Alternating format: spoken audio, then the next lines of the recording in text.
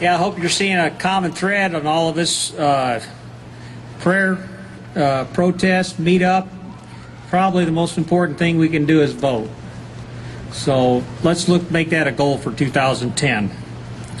Our next speaker comes from the West Plains area. His name is Bob Parker, and he wants to express to us his sentiment of the way things are these days. Welcome, Bob Parker. Thank you. Good afternoon. Good to see you all down here in Cape Girardeau. I don't make it over this way too often. I've been here a few times. I live over west of here, up in the Ozark Hills, south of a little town called Rolla, Missouri, in Texas County. And I don't know about you guys, but over there we're kind of getting enough of what's going on in Washington, D.C., aren't you? Yeah! As a matter of fact, a lot of people in my area have been carrying signs like this and getting up off their couches and talking to their neighbors, and they're getting pretty concerned with what they're seeing coming out of Washington, D.C. right now. Thank you for coming out today. This is the 4th of July. This is the day that we always celebrate our liberty and our freedom that our forefathers worked so hard to secure for us. And you know, it's the obligation of every generation to work to preserve those freedoms that we all enjoy, isn't it? And I know that's why you're here today, because you're concerned. Not everybody's at our little party today. A lot of people aren't here. I think in the coming weeks, more and more people are going to be joining parties just like this one. And you know, our founders, when this thing started, yeah, they had tea parties, but then they took it to the next level. And they had a revolution. And I'm not saying we should have a revolution exactly like the one our founders have, but we need to have a revolution where we go back to the ideals and go back to our Constitution and go back to the things that made this country great to start with. Yes.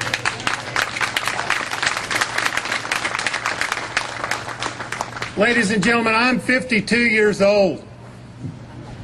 I've been a farmer all my life. Been a rancher, I've milked cows. I've been involved in politics a little bit. Served on a school board, various boards, trying to do my part in my community to help. I have never seen the kinds of things happening in this country that we're seeing right now. I'm absolutely shocked and appalled by what is going on in Washington, D.C. right now.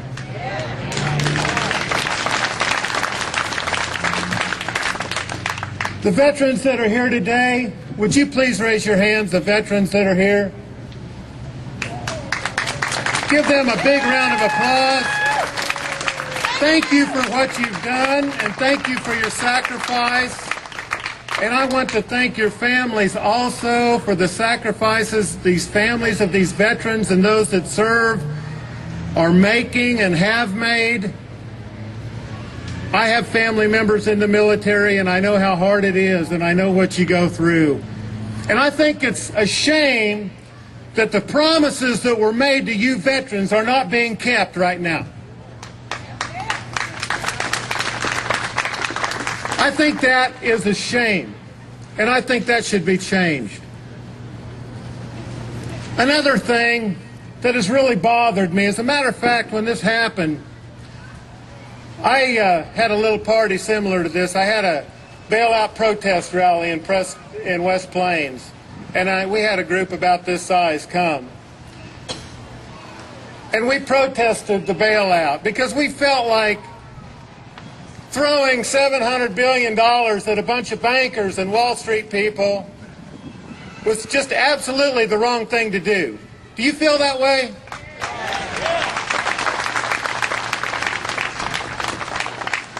And I was so upset when I saw our representative here in the 8th District and how she voted on that issue. And what's going on? They talk about transparency. There was no transparency in that. We don't know where that money went, do we? And the Federal Reserve, there's a bill right now to audit the Federal Reserve. Have y'all heard of that? Yeah. The 1207 bill? It's got 250 sponsors in the House. But our representative in the 8th District hasn't signed on to that yet. What's going on? Why can't we just get transparency? Isn't that what we all want? Yes. The Federal Reserve is not federal, and they'd have no reserve.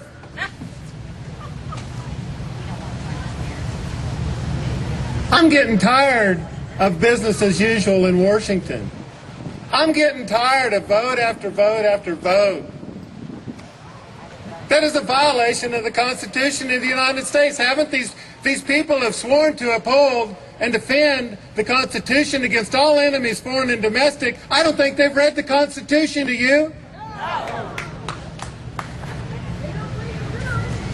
I think some of the biggest threats to our country are not on some foreign shore, but they're up there in the hallowed halls of Washington, D.C.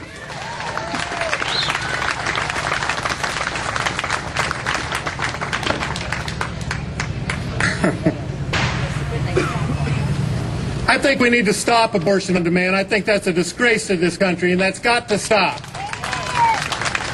The animal identification program that we've had 40 some meetings around the state of Missouri trying to educate Missourians about what the federal government is getting ready to do on registering your farm, chipping your animals, causing you to report every movement of your animals. This is unconstitutional, my friends, and I oppose it, and we've got to stop it. We've got to stop the Real ID program. We don't need a computer chip in our driver's license and enhanced driver's licenses and special cards, and I'm against the computer chips in passports. I think it's wrong. If you look on your old Social Security cards, they said they weren't even supposed to be used for identification purposes. I can't even buy a hunting license anymore without my Social Security number. They use it for identification purposes. I want to talk a minute about the Second Amendment. How many people in here value and are grateful for the Second Amendment? I know a lot of you value the Second Amendment like I do. I've lived out in the country all my life. I've lived out on a farm. When we don't dial 911 out there, we get Colt or Ruger to help us out. And you know what I'm talking about.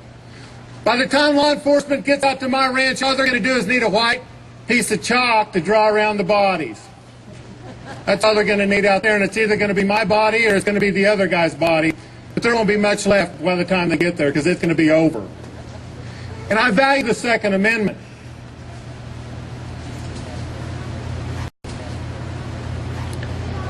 These free trade deals we've got. Just go down and ask your local farmer or your local business people or your local manufacturing plant how well they like all these free trade deals we've been doing the last few years. If you can find one, if there's any left. I mean, just look at it, folks. They're still arguing that these are good things for us. We need more free trade. We need more free trade deals. Has that worked? Hello, wake up. Has that worked? No.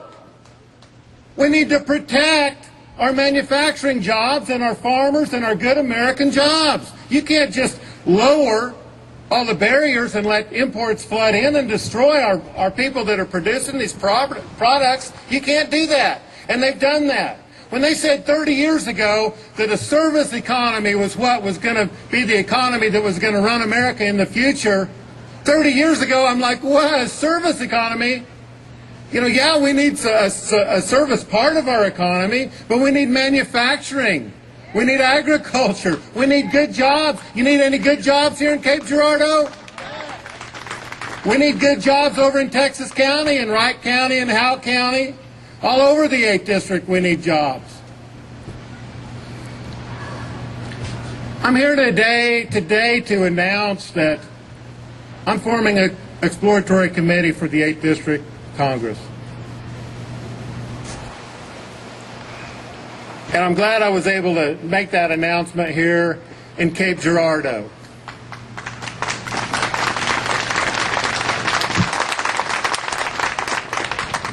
Thank you.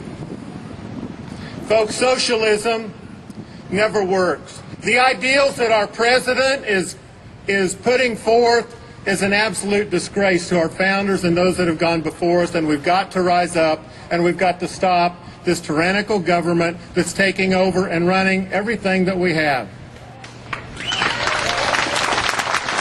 Ronald Reagan said, government is not the solution to the problem, government is the problem. Let's take America back, folks. Thank you.